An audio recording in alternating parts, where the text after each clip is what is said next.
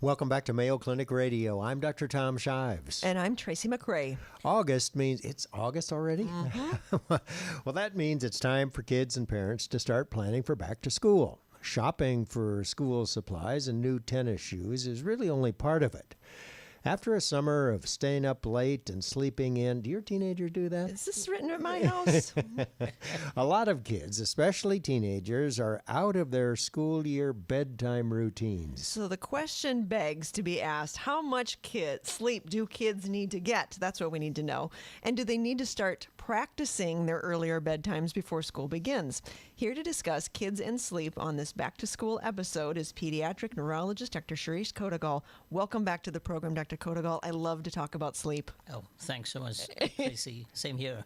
So it is so good to see you. So let's start off by having you tell all of the mothers and fathers out My there. kids. Yeah, how much sleep do our kids really need? So one way of looking at it is that the amount of sleep that a child needs is that much, which will ensure that they're going to be alert and able to function most efficiently during the day. But if we were to try to boil it down to specific numbers, for teenagers, it seems they need about 7.5 to 8.5 hours of sleep at night.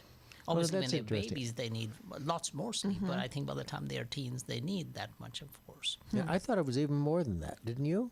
I mean, I'm just happy any amount of good night's sleep that I or my kids get. now That's what good. time of the 24-hour clock should they be getting that rest? That's the next question. Tom, that's a very important question, and I think that the level of satisfaction one gets from sleep is much more if the sleep were to happen at night rather than partly at night and partly during the daytime. You know, what happens in the day is there's a chink of light coming through the windows, a dog barks, or a delivery man shows up. So it's really not good quality sleep in the daytime. So we mentioned teenagers. What about the littler kids, the kids at elementary school age? How much sleep should they be getting? They need a bit more of sleep, probably between 9 to 10 hours of sleep, yes. That includes a daytime nap, of course.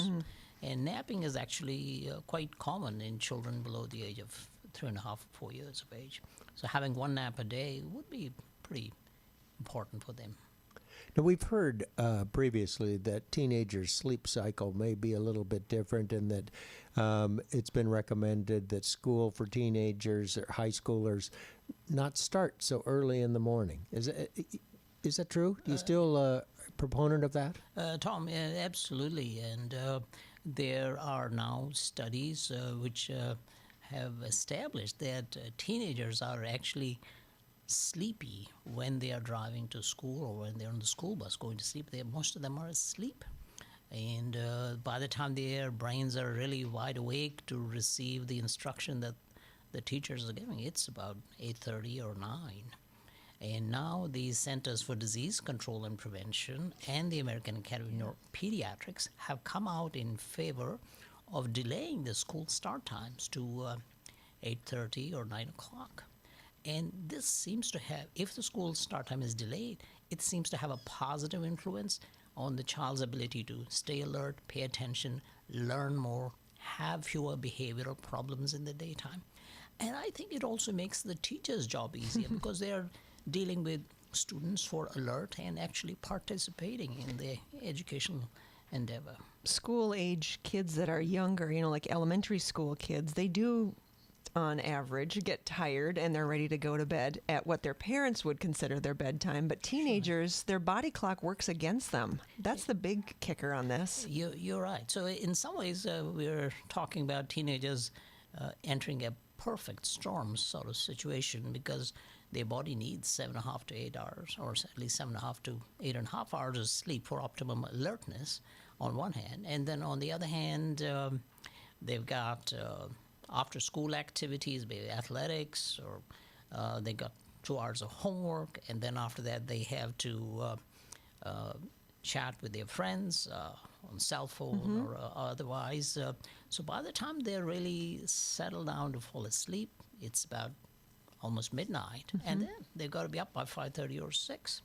And studies from Brown University indicated that teenage girls usually wake up about a half hour prior to boys. So girls are actually in far more difficulty because of that.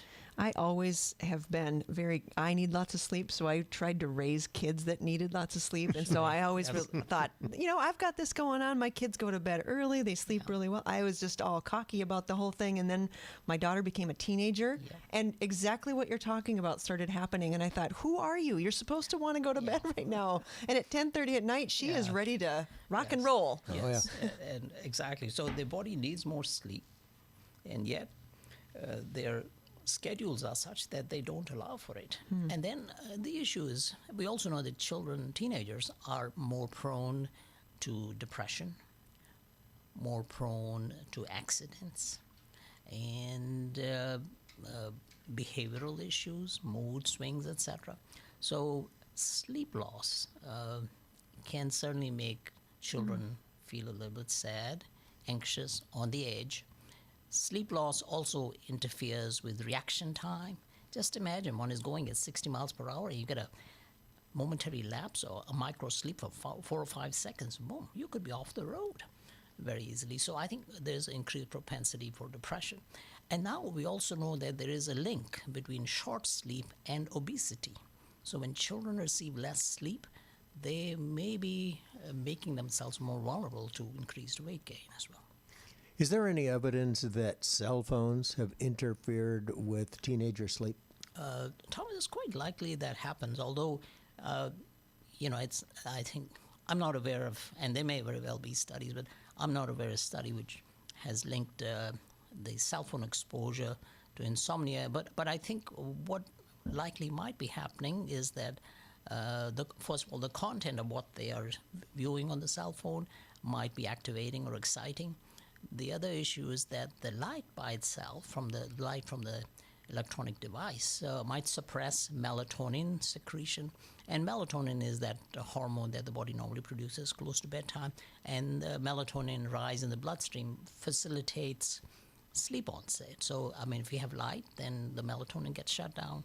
Then we have the activating influence from the content itself. Yes, there is likely a risk.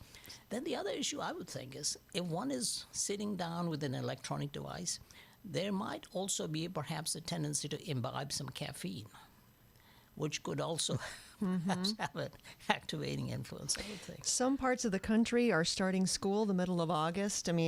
Some parts don't wait until after Labor Day. Sure. But should we be letting our kids sleep as late as they want in August as we're heading into school, or should we start getting them ready to be waking up earlier again?